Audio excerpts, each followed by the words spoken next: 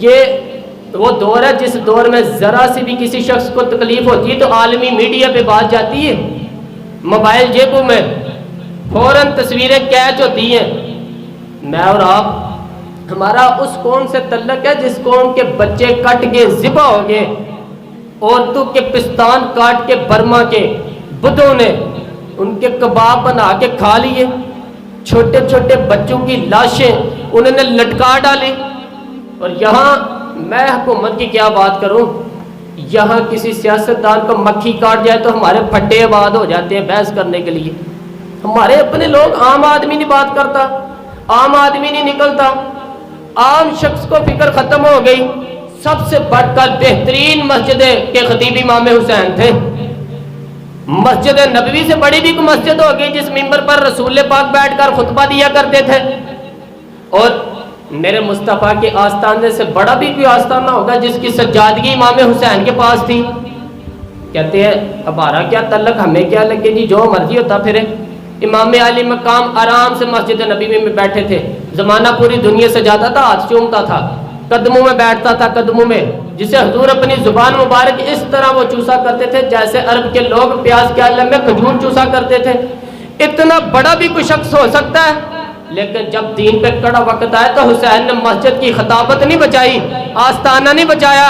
امام علی مقام نے کہا کہ کوفہ لڑتا ہے تو لڑتا رہے، دمشق میں فساد ہوتا ہے تو ہوتا رہے، وہ ملک کے شام کی بچیاں رو رہی ہیں تو روتی رہے کہ ہم پہ یزید قابض ہو گیا، میری مسجد آباد ہے بس کافی ہے۔ نہ، امام حسین نکلے اور نکل کر کے کہنے لگے جنت البقیع والی جگہ پہ کھڑے ہو کے، یا رسول اللہ میں جا رہا ہوں، میں جا رہا ہوں، اور آپ کے لیے جا رہا ہوں، اس لیے کہ مجھے اس شام کو بچانا ہے جس شام میں رسول اللہ کا کلمہ پڑھنے والے لوگ بستے ہیں، مجھے کوفہ، دمشق، مصر کے لوگوں کو بچانا ہے۔ نانا تیرے کرم کے خزینے کی خیر ہو، میں جا رہا ہوں تیرے مدینے کی خیر ہو۔ نکل کھڑے ہوئے امام علی مقام، میدان میں نکلے۔ یزید کون تھا؟ مسلمان تھا، اس وقت تک تو سب نے مسلمان لکھا، جس نے کہا پر کیا شہادت امام حسین کے بعد کا ہے، جرم کیا تھا اس کا؟ امام علی مقام اس شخص کے خلاف نکلے، سارے خطبے امام حسین کے پڑھ کے دیکھو۔ امام حسین نے فرمایا یزید شرابی ہے، شرابی مسلمانوں کا حکمران ہو سکتا؟ آپ نہ بولے بے شک، پر بات تو سچی ہے نا۔ امام حسین نے فرمایا شرابی کو ووٹ دیا جا سکتا؟ فرمایا رنڈیوں کا ناچ دیکھتے ہیں جو مجرے دیکھے، جو رنڈیوں کے ناچ دیکھے وہ مسلمانوں کا حکمران ہو سکتا؟ امام حسین میدان میں نکل گئے اور 18 سال کے لیے اکبر سمیت 6 مہینے کا لیے اصغر دے دیا، لیکن شرابی کو برداشت، بے حیا کو برداشت تو میں کیسے کر لیتے ہیں؟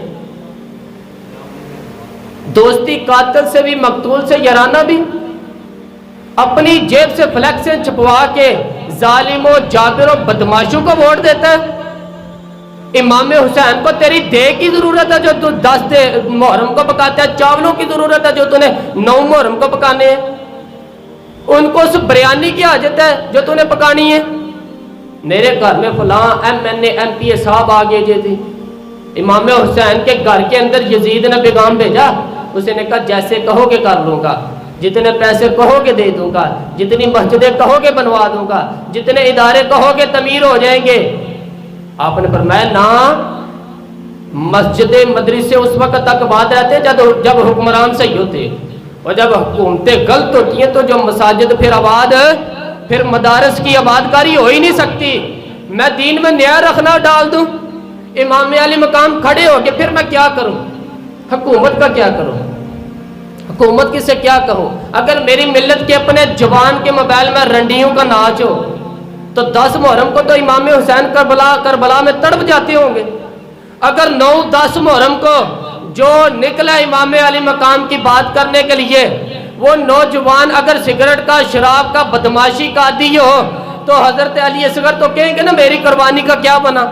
وہ تو نکلے تھے عریانی اور فحاشی کے خلاف، اور اگر ملت کا جوان روز چوک میں کھڑے ہو کے لڑکیوں کو تاڑتا ہو تو حضرت علی اکبر تو اپنی قبر میں روتے ہوں گے کہ یہ اس قوم کے لیے ہم نے جان دے دی جو آج یزیدی طریقوں پہ عمل کر رہی ہے، وہ جو ساری رات گند دیکھ کے سوتی ہے، جو ساری رات بے حیائی فحاشی اور عریانی میں لگی رہتی ہے، ان لوگوں کے لیے جان دے دی، اتنا ظلم ان شہیدوں کے ساتھ۔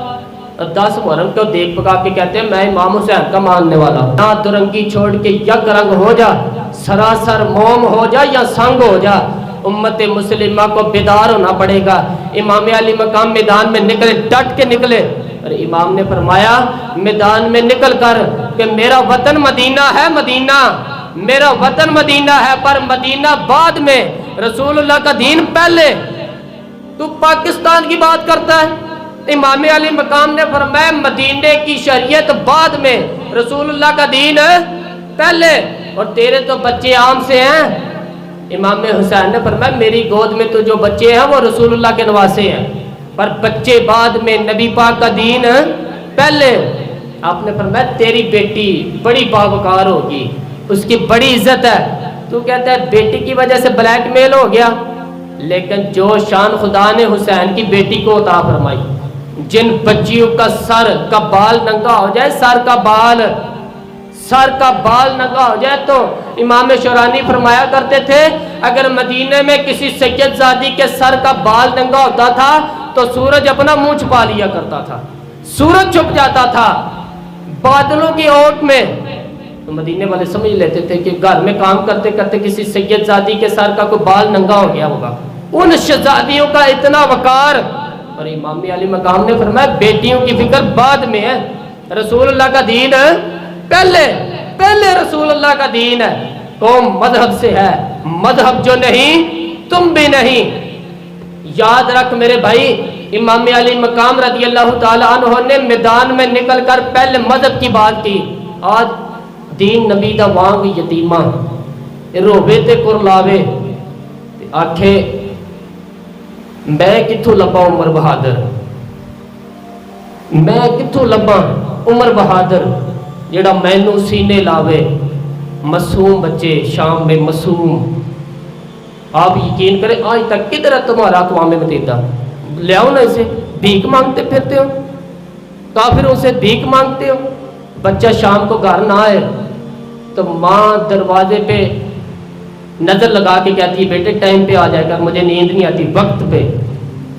فلسطین کی ماں سے بھی جا کے پوچھ لو، جس کا بچہ پلٹ کے آئے کوئی نہیں، آئے ہی نہیں، کوئی فکر ہے اس سے بھی پوچھ۔ بچے نے آدھی رات کو روٹی مانگ لی تو فالج زدہ ماں، جس کو فالج تھا، وہ رینگ تھی اٹھی اور اس نے اپنے لال کو روٹی پکا کے دی۔ باپ کہتا رہا چل چھوڑ سو جا بیٹے تیری اماں، اس نے کہا نہیں مجھے نیند نہیں آتی، بیٹا بھوکا ہے۔ اس ماں سے بھی کبھی پوچھ، اس ماں سے جو بنگلہ دیش کے خیموں میں بیٹھی ہے۔ بی بی سی لندن کا رپورٹر کہتا ہے کہ تیری خواہش کیا ہے؟ کہتی ہے کوئی بھی نہیں، چلو 2-3 دن کے بعد ہی صحیح ایک روٹی دے جایا کرو۔ یہ روٹی مانگتا ہے مجھ سے، میں کدھر سے دوں، کدھر سے لاؤں؟ یہ لوارث قوم ہے، میں حکمران سے جا کے بات کروں اس کی؟ جب میرا اپنا نمازی مسلمان کہتا ہے پہلے پاکستان کے بچے تو پال لو۔